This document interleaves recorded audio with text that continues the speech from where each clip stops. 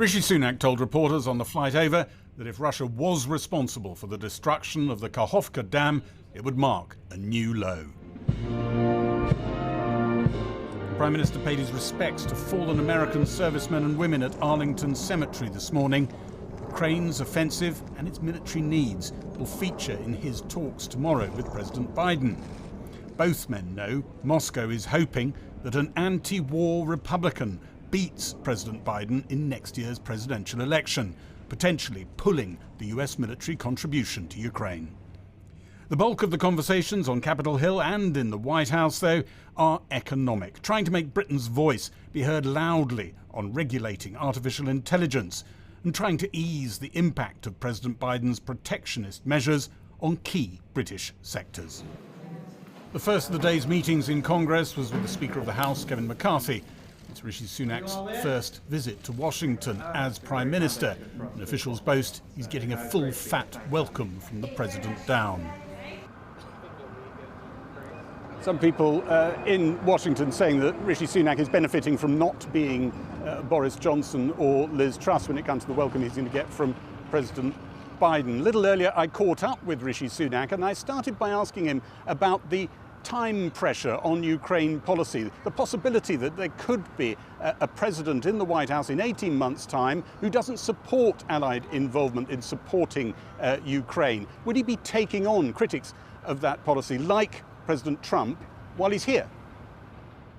Well, I will be in Congress later today meeting with several congressional leaders talking about Ukraine. And ultimately, this is because the values that we share, values between the US and the UK, but are also universal values of freedom, of democracy, of the rule of law. Not all contenders get that, do they? Well, no, I think those values are widely and deeply held. President Trump? And indeed, I think these are widely and deeply held values that people believe are worth fighting for and defending when they're challenged, as they are being done right now. And as we've just, as we're seeing the events in Ukraine, the Ukrainian people are subject to an illegal, unprovoked war that's causing enormous suffering. They deserve our support. The UK has played a leadership role, will continue to do so, and indeed America is doing the same thing too. The clock is ticking as well on artificial intelligence regulation, and you're trying to have an impact there. Some people would say what you've done here in Washington is run up to the window, rub the steam off the window and try to peer in as America and the European Union try and cook up a regulation format for the world, because those are the two great big regulatory orbits. We were all told this before Brexit, and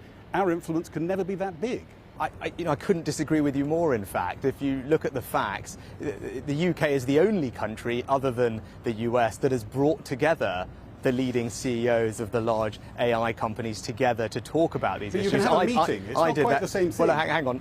I did that a few weeks ago, where we talked about the regulations that may be needed, the guardrails that we would want to put in place to protect people from that. And also the UK, when it comes to AI, the facts are clear. Outside of America, the UK is unquestionably the leading country, democratic country, when it comes to AI research, AI companies, AI expertise. So I think it is natural that we would seek to play a leading role in shaping the regulations of AI for the future. Brexit has reduced the role that we can play, some people would say, who follow this sort of issue very closely, because if the EU and the US cook up a deal, we'll just have to go along with it. Again, I couldn't disagree more. When it comes to AI, the UK is unquestionably, by any metric, the leading democratic country outside of the US. When you look at the number of AI companies, the funding they receive, the quality of our research base, the talent we have, all of that is objective fact, which is why when you talk to the companies themselves... That's not the way the regulatory world works. Well, no, it is, because actually the regulators will indeed talk to the companies about shaping this regulation. The only place that these large AI companies have opened overseas offices is the UK. Sometimes USA. No, hang on. No, the three large AI companies have opened their international offices. The only place they've opened them in Europe is the UK. And so actually, we should have confidence in ourselves. I think we are a leading country when it comes to AI. It's natural that we should look to shape and lead the conversation on appropriate regulation. I started talking about AI 2 years ago in a speech, and actually preparing us for this and investing in scholarships for those coming from disadvantaged backgrounds to study and learn about AI. So I think we are well placed in this conversation. The clock is ticking as well on your pledges. And you were talking about boats earlier in the week, but one of them that's particularly catching people's eye is that inflation pledge. If you don't hit it, do you take full responsibility? You're not going to blame anyone else.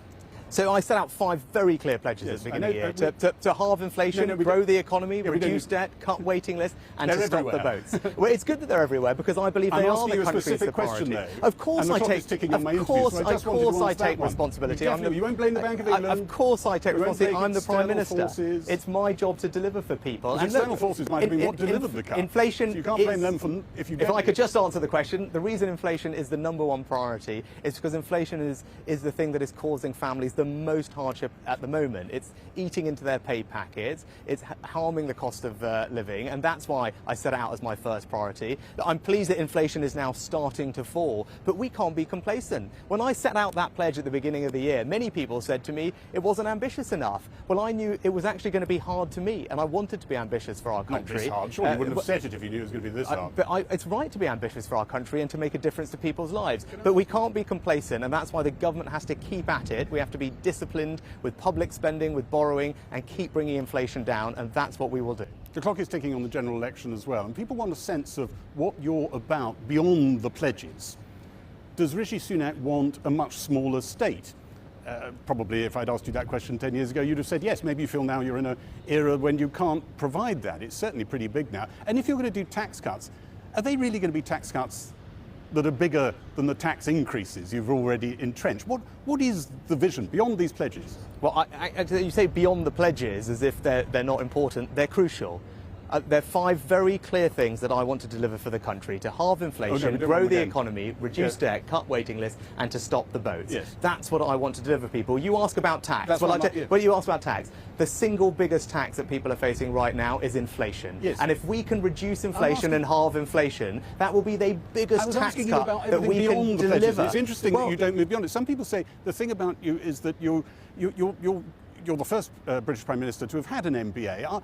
Is it an MBA approach that you like orderliness and you like to finish a project? And there isn't a great big Rishi Sunak vision for how society looks at the end of all I do like to deliver what I say, and I actually think it is a big project to halve inflation because that's the biggest tax cut that we could deliver for working families. I do think it's a big project to grow the economy and create jobs. I think it's a big project to cut waiting lists because people shouldn't have to wait an inordinate amount of time to have their loved ones seen and get the care they need. And I do think it is a big project to stop the votes because it's simply unfair and wrong, the current situation, and it needs addressing. And I'm pleased that in the first 5 months of the year we have managed to cut the number of votes coming. That might be because of wind. I